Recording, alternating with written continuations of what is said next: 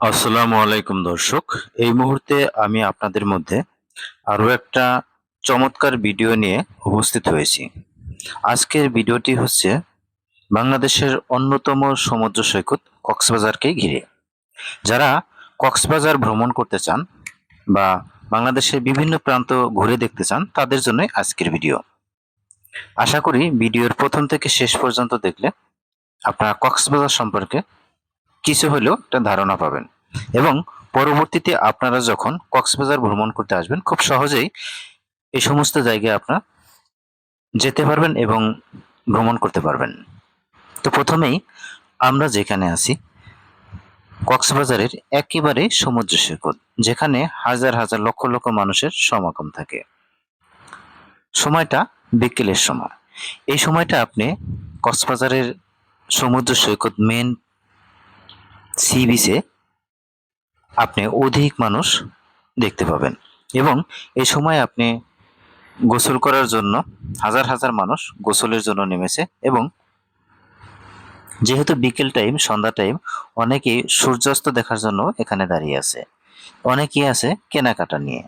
বিভিন্ন ধরনের উৎসব মুখর পরিবেশে সকলে ঘোরাঘুরি করতেছে। এখানে আরো একটা বিষয় আপনাদের বলে রাখা ভালো, সেটা হলো দেখবেন এখানে হাজার হাজার মানুষ ক্যামেরা নিয়ে ছবি তোলার জন্য দাঁড়িয়ে আছে। তো তারা সবাই কিন্তু আপনার ছবি তুলতে চাইবে এবং কি টাকার বিনিময়ে তারা ছবি আপনার মোবাইলে দিয়ে দিবে। তো এক্ষেত্রে আপনাদের সুবিধার্থে আমি বিষয়টা জানিয়ে রাখি, সেটা হলো আপনারা যদি ডিএসএম ক্যামেরা দিয়ে ছবি তুলতে চান সেই ক্ষেত্রে আপনারা ক্যামেরাম্যানদের সাথে একটা কন্ট্যাক্ট করে নেবেন যে পার পিস কয় টাকা করে দিবেন। নর্মালি তারা ৫ টাকা ৭ টাকা চাইলে আপনারা নর্মালি ৩ টাকা করে ছবিগুলো তুলতে পারবেন। তারপর আপনারা দাম কষাকষি করে আপনারা ছবি তুলতে যাবেন। এবং কি আরেকটা বিষয় সতর্ক থাকবেন, তারা কিন্তু একই ছবি ৪টা ৫টা করে ছবি তুলে এবং কি ওইটাকে তাহলে ৪টা ৫টা ছবি হিসেবে যদি ৩ টাকা হয়, ৪টা ছবি হলে ৩ × ১২ টাকা নেবে। আপনারা ছবি যখন মোবাইলে নিবেন তখন একটু চেক দিয়ে নিবেন যে একই ছবি বারবার নিবেন না এবং তাদেরকে বলে দিবেন যে এক ছবি একটাই যেন তুলে, একাধিক ছবি তোলার দরকার নেই। তো যাই হোক, আমরা অনেকেই বিভিন্ন ধরনের পলিথিন, প্লাস্টিক, পানির বোতল পানির মধ্যে কক্সবাজার এলাকায় ফেলে রাখি। তো এখানে নিরাপত্তা কর্মী যারা আছে তারা এগুলো সংগ্রহ করে একটা স্থানে স্থাপিত করছে এবং এখানে লেখছে এমন একটা সাইনবোর্ড দিয়ে রাখছে যাতে আমরা কেউ পানির বোতল এনিহাও না ফেলে দিই। এখন আসেন কক্সবাজারেরই খুবই নিকটতম একটি এলাকা বার্মিস মার্কেট।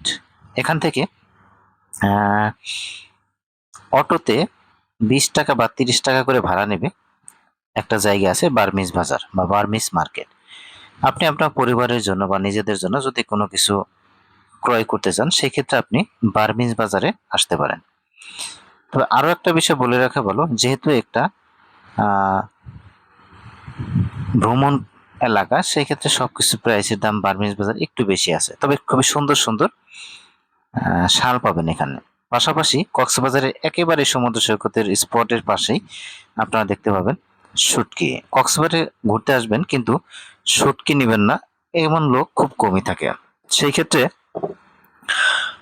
আপনি চাইলে এখান থেকে খুব কম দামে বিভিন্ন মাছের শুটকি নিতে পারেন।